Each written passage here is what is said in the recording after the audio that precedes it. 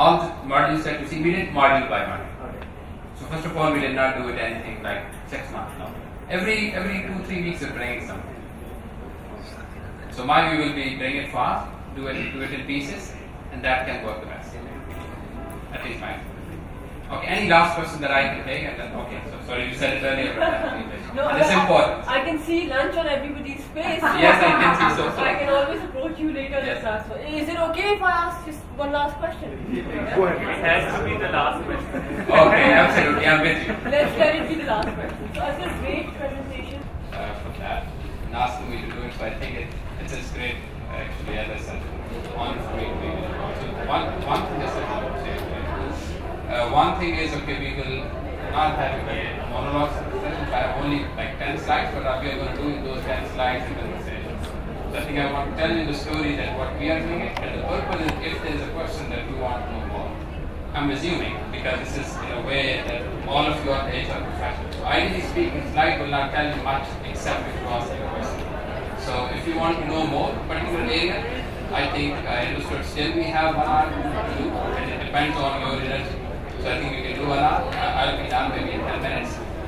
But ideally speaking, if you have a question, please ask, because that I'm very open to provide you all the details the way we do it. Yes. It's the purpose of the details to share with you our way of helping.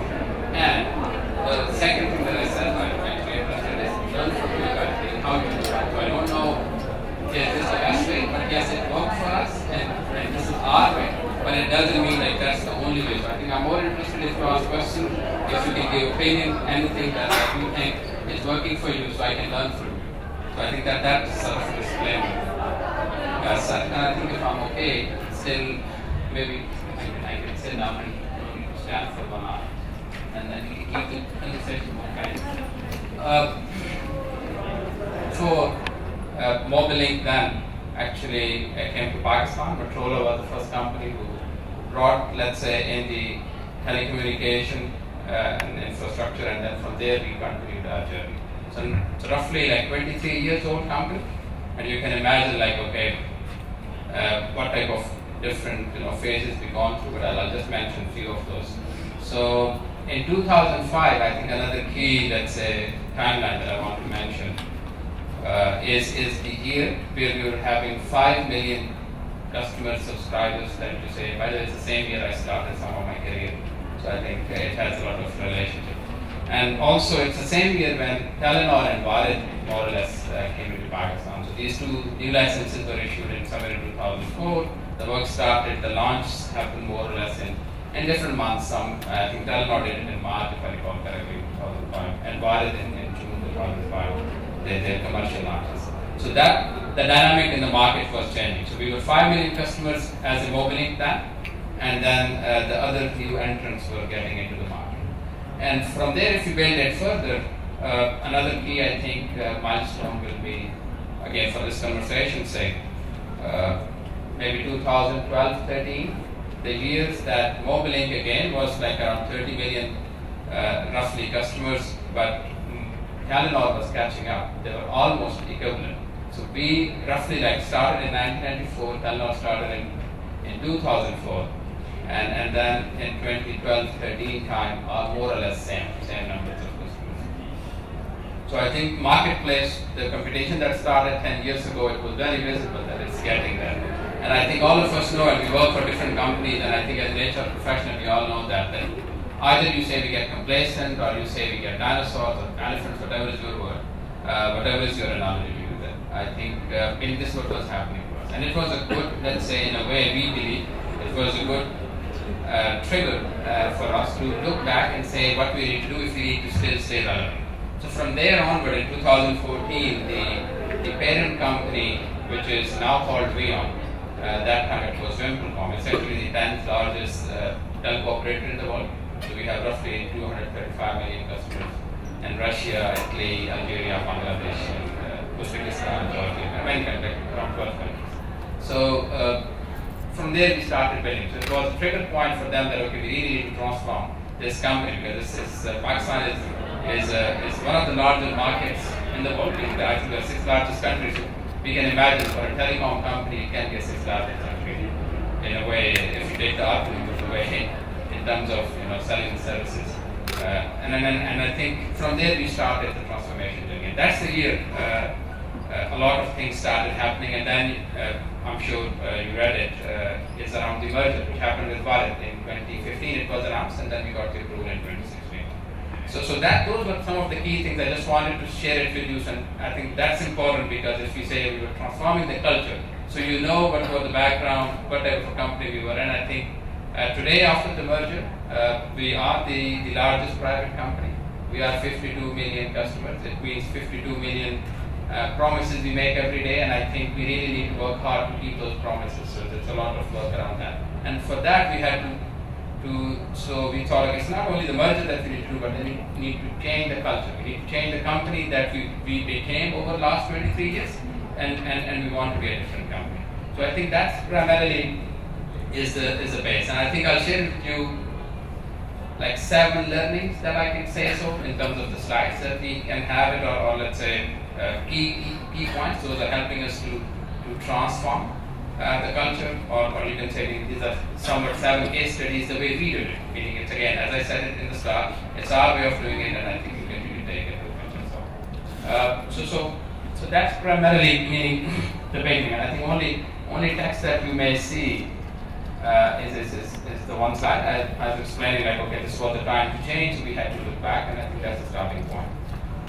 This are actually headquartered in Islamabad, so the only text is this one, and I just wanted to spend a couple of minutes on this promise that we given to our internal employees before I come to the external world. So we had to promise to ourselves that what type of a company we want to be, because as I said, we were changing internally. We were like an elephant, and from an elephant, if we wanted to be like a cheetah or a fast-moving digital company, we had to change, and we had to give the promise internally first before we go externally. So I think we told our people and we promised them that this will be the place, like the jazz will be the place which will be collaborative. And we understood, and these are the things that we needed for the future company. So this is what our statement is. So we will be collaborative and truthful. And I think being truthful was key, in my view, that because we were changing. And in any transformation, being honest with people is very important. Being honest with yourself is very important. So that's why we have it as a value called truthful. So we always will be honest internally and externally.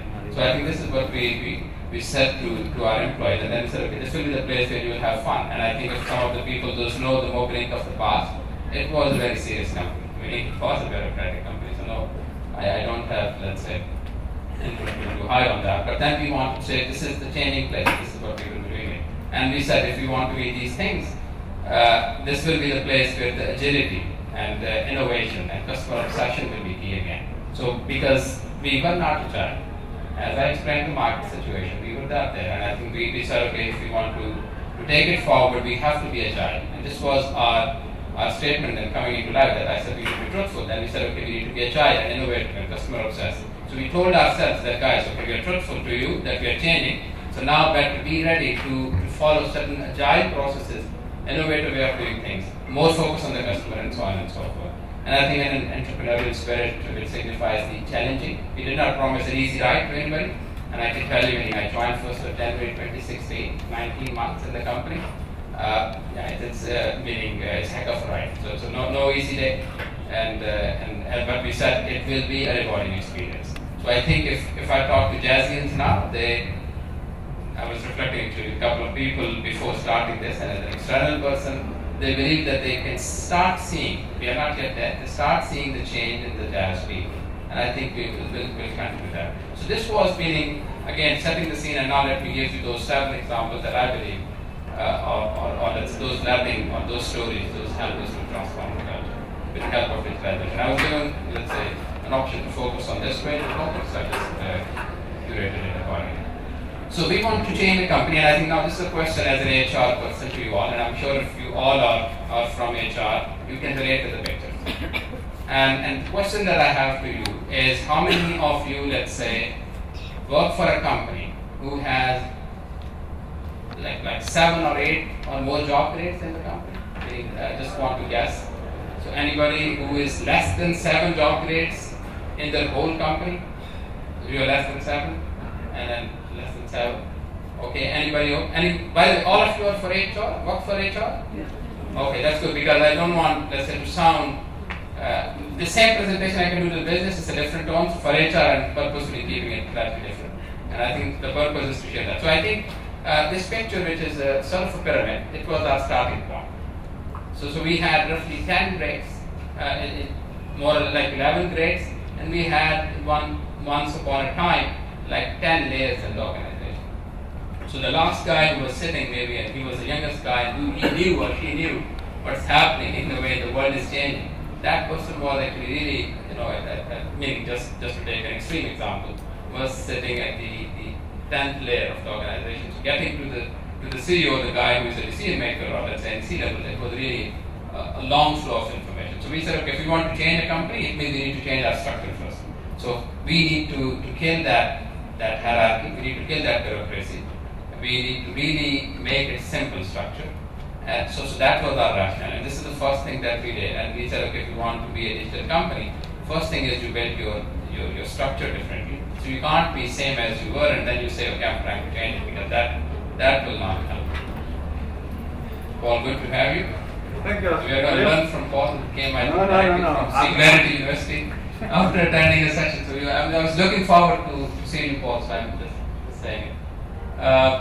So I think this is actually the journey. So we said, okay, if we want to be that sort of company, we need to completely, like change our structure. And this is what we have done. Then from 10 layers, 11 grades to maximum 6 grades and 5 layers. And then we said, okay, and the situation provided us, because we were in the middle of merger, we were having different companies within Mobilink, with Wallet. So we brought all those 5 different entities into jazz structure, and we said, okay, it will be a good starting point for us as a company, because we are becoming a new company, so we should have a new job creating architecture in HR language. And then we transition all those people who stayed with us to that sort of structure. And I think if you want to know more about this particular exercise, I think it's one of the, as I said, one of the challenging exercise that we have done, but I can tell you, it's very rewarding. You can see really the impact happening, and the key is now to sustain it. So our ambition of being a digital company helped us to change the structure, and this is what we focused on. So this was the story number one I just wanted to share. Another thing is, meaning in any change, people will always say, and I think if you just, I'm sure you heard it today morning, and if you read it, you will always say, communicate. So I think that's communication is the key. And we always get this sort of feedback as an HR person, okay, how we can communicate or how we can help people understand our mission, what we want to do, what we want to change, so on and so forth. Because in any change, communication is key. So, and I think, again, one more question, physically, meaning, let's say, in the companies that you work for, how many of you have, let's say, offices or number of, in nationwide? I'm just talking about like when you're in Pakistan. How many offices, more than one office, more than 3 offices, let's say? The companies that you work for, they have more than 3 to 5 offices. So I think majority. So then you can relate, because we had 95 buildings, 95 offices in 46 cities. So we really had to communicate. People were sitting all over the country. So we had to communicate. The challenge that we had, and I think this is what we started looking into that, and I think we took some early steps around that communication, because as I said, in any change, communication is key. And the challenge was how we get to people, how we get to those 46 cities, and how we get to those like 95 buildings, and then those thousands of employees, so they know what's happening. And for that, actually, we started with the tools. We said, okay, we need to really digitalize, and I think Jazz was the first company who started working with Facebook. They had the application, now it's called Workplace, and I'm sure there is a session planned today. Andrew is sharing the story, like how it is helping them. It's actually meaning it is relevant for any company who has, in my view, 2-3 buildings that those are separated, or offices or different cities. Because if you are in one state, you can use it, but then, okay, maybe the optimal is if you have different locations, because we really need to reach people.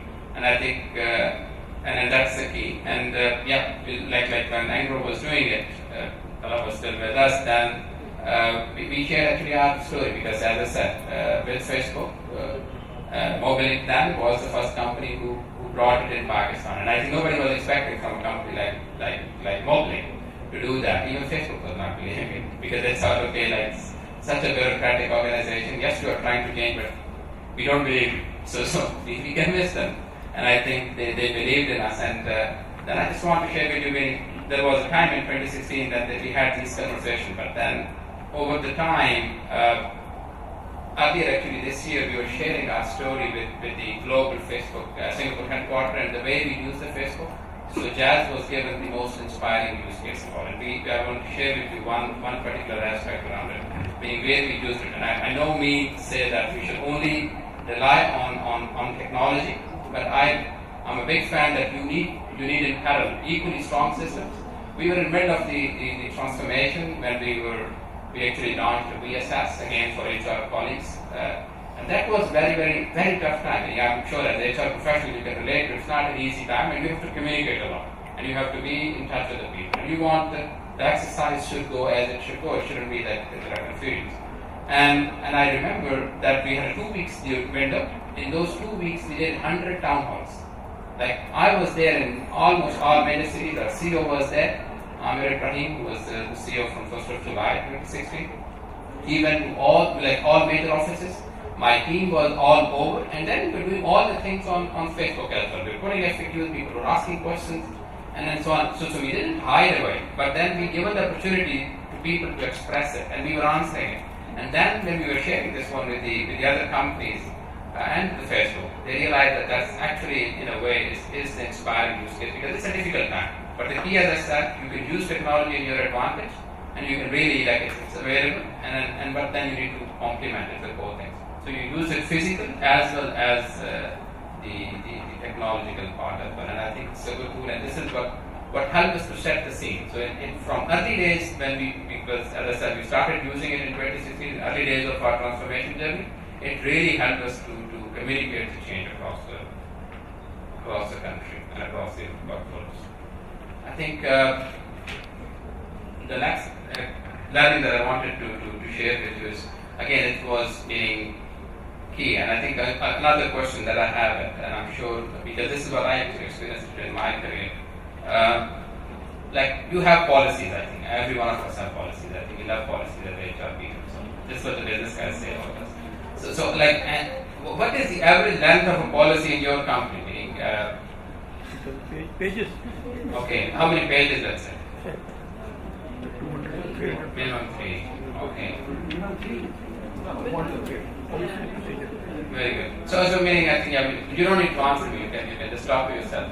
So what I want to say that is, okay, this was another actually thing that we have done, and we realized that if you want to change the company, it's not only that you kill the job grades and finish the layers and you will be fine, or you bring the tools like Facebook at work or workplace and you will be fine. No, you have to then do it everywhere.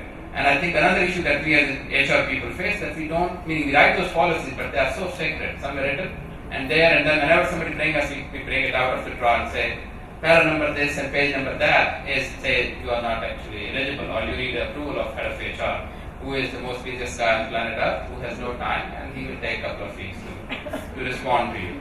And I think we all are guilty of that. So we realize that, okay, if you need to fix it, it means we need to start with policies. And we started with the policies, and we used again the technology to make it accessible to everybody. So we did two things around the policies, the learning that I wanted to share. So first, we had the direction that we will not have any policy more than a page. So no policy in Jazz is more than one page. If it is more than that, it will be simplified. And there was a time we started like with 10 pages as well. There are policies, those are 18 pages. So you can imagine, like from 18, we had to come to one, so we were writing draft by draft. So first like 13 pages, then 10 pages, then 5 pages, and then we said, okay, you can have 3. But we had to then simplify our processes, which is the byproduct of it. If you simplify the policy, it means you need to kill certain processes, and that brings you speed. So now no policy is more than a page. This is number one. Number two, we said, okay, like all those policies should be available to people on the intranet. Meaning, again, as I said, we were becoming a company which was bureaucratic. So those things were like policies were written, but they were like in hard copy. And if you need, you can ask a PDF. But then we made it just available on our web page, and I cannot tell you that day that we posted those policies, and I'll just show you a couple of examples. Like people were excited across the company. They were just writing thank you notice. So it's the first time happened that we have access to all policies. So you can just go there, one pager, very simply written, and then you can just read it and whatever it is. So we said, okay, you don't need to ask if something is written there, it's your entitlement. You don't need anybody's approval. Particularly one thing we took it out, that anything that needed a CEO or CHRO approval, we said, okay, just take the sentence out. We don't need approvals. Either we provide you benefit or we don't provide you benefit. And if we provide you, we provide you because it's your entitlement. So I think, and that actually helped us to really. I mean, this is our page, which is just a snapshot. So we have all the policies available there, and when you click it, you will just get into a policy document like this, which is very brief. It can't be more than this slide actually. So, and we try to keep it font by the 11, so you can do, with a different font as well. But I think it's okay. More or less, this is what we do that. And I think it really helps. So as an HR person, my view to you will be that if you want to change your organization, take these baby steps. These are important. People really appreciate that. And then I think, and you can do that. You don't need to really, and your legal department, for your own HR people will tell you, but you need to write a long book. And it's legally should be covered. Meaning I have a law background, so I know that. And you don't need. If you have an employment contract, people trust each other, and I think there are many markets where people work without a contract as well. So you really don't need to write like those 14 pages of a policy to really put every single scenario. Help people grow and then trust them. So I think this at least works for us, and we are in this journey. Another thing that I think, the learning number 4 that I wanted to share is again, in my view, very important. One question that I have is, how many of you, or let's say in your departments, I don't know if you're heading the function, how many of like organizations where HR, admin, real estate is one function? Anyone who has HR, admin, real estate as one function, meaning reporting to the same person? Not anymore. Okay, so somebody is there. Which organization you are? Atlas Battery. Okay, Atlas Battery, very good. In my view, to be honest, the biggest, let's say, change driver that you have as an HR person, and if you can get to that if real estate is reporting to you, meaning you can do a lot of things as I was sharing the technology side, but you really need to change the physical space as well. And I don't know, like if other than Tala, if anybody can, Paul, I think visited us sometime into old Mobilink. We had big rooms. The bigger your grade is, the bigger is your room, and then the bigger the room of your assistant, and so on and so forth. So this was the old Mobilink, and now we completely changed it. So I'll just show you a couple of things. But in my view, the key culture transformation, key change initiative that you can have in your hand, if you have, or meaning if you have a direct interview, fine, or otherwise you influence those people, change the physical workspace. Because that's more lasting. That actually reminds people every day that we are a different company, or we want to be a different company. Because if you do all these changes, but then still keep those big offices and assistants sitting outside and giving your time for next week to see the head of department, actually it's all the claims, and then you will be going back to the old. So we change, meaning I don't have the old office pictures, but as I said, one of the key change initiatives is to change the physical workspace. This is actually our Lahore office. It was meaning important for us. We did the first, and now we are doing it in Islamabad and other offices as well. But we just completely rebuilt it. This was the place where we had biggest rooms, and as I was explaining to you earlier. But now, if you go into this office, the engagement, the productivity, the way people are working with each other, the collaboration that I was sharing it with you, the fun piece, meaning no office now, the way we are building it is without a gaming area. So there are like gaming areas, you can play foosballs, and I think sometime we laughed in our team, in an HR corner we had when I started, we demolished the rooms and we just put a foosball and so on and so forth. So we used to fun with each other that like somebody will come later on and say that guys, you used to do only 2 things. One, you used to play the foosball whole day. This is what I used to do with my team, and I think we had a very tough time, but I think that foosball gave us a good sense to go through that time. And then we were just exchanging over WhatsApp. And we were just sharing with each other, or let's say the workplace, there's a messenger of Facebook that we were using. We built our first HR strategy in an evening, like I was sitting in a coffee shop and my other colleagues were over the weekend, like all of us were at different places.